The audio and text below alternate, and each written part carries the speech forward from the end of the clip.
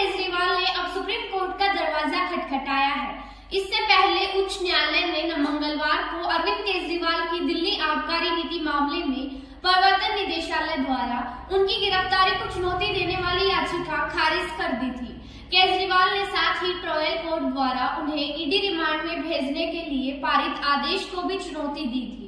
दिल्ली के मुख्यमंत्री अरविंद केजरीवाल जी ने अब सुप्रीम कोर्ट का दरवाजा खटखटाया है।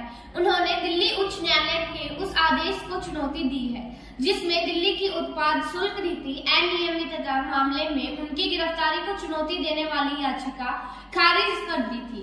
इससे पहले उच्च न्यायालय ने मंगलवार को अरविंद केजरीवाल जी की दिल्ली आबकारी नीति मामले में प्रवर्तन निदेशालय ईडी द्वारा उनकी गिरफ्तारी को चुनौती देने वाली याचिका खारिज कर दी थी। केजरीवाल ने साथ ही ट्रायल कोर्ट द्वारा उन्हें ईडी रिमांड में भेजने के लिए पारित आदेश को भी चुनौती दी थी। न्यायमूर्ति सौरन कांता शर्मा ने 3 अप्रैल को लंबी दलीलें सुनने के बाद फैसला सुरक्षित रख लिया था। हाई कोर्ट ने केजरीवाल के उस तर्क को भी खारिज कर दिया कि उनकी गिरफ्तारी लोकसभा चुनाव में पार्टी को नुकसान पहुंचाने के लिए की गई है और मामले में आरोपी से सरकारी गवाही बने इलेक्टोरल बॉन्ड एक राजनीतिक पार्टी को दिए हैं। अदालत ने स्पष्ट किया कि चुनाव लड़ने के लिए टिकट कौन देता है या चुनावी बॉन्ड कौन खरीदता है, यह अदालत को चिंता नहीं है। इतना ही नहीं, अदालत ने ईडी के द्वारा कहे गए उस तर्क को भी मान लिया कि आम आदमी पार्टी एक कंपनी की तरह काम कर रही थी।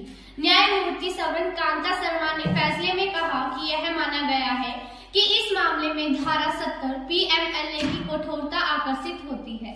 धारा 70 कंपनियों द्वारा किए गए अपराधों को दंडित करती है।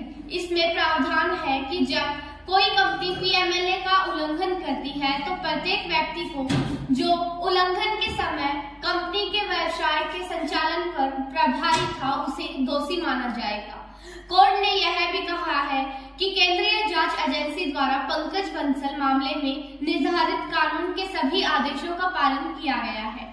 केजरीवाल को हिरासत में भेजने का मजिस्ट्रेट अदालत का आदेश भी तर्कसंगत आदेश था। न्यायमूर्ति शर्मा ने केजरीवाल की गिरफ्तारी और उसके बाद रिमांड को बरकरार रखते हुए कहा कि ईडी पर्याप्त सामग्री तर्कसंगत आदेश था। न्यायमूर्ति शर्मा ने केजरीवाल की गिरफ्तारी और उसके बाद रिमांड को बरकरार रखते हुए कहा कि ईडी पर्याप्त सामग्री, अनुमोदकों को बयान और आपके अपने उम्मीदवार के बयान पेश करने में सक्षम है कि केजरीवाल को गोवा चुनाव के लिए पैसे दिए गए थे।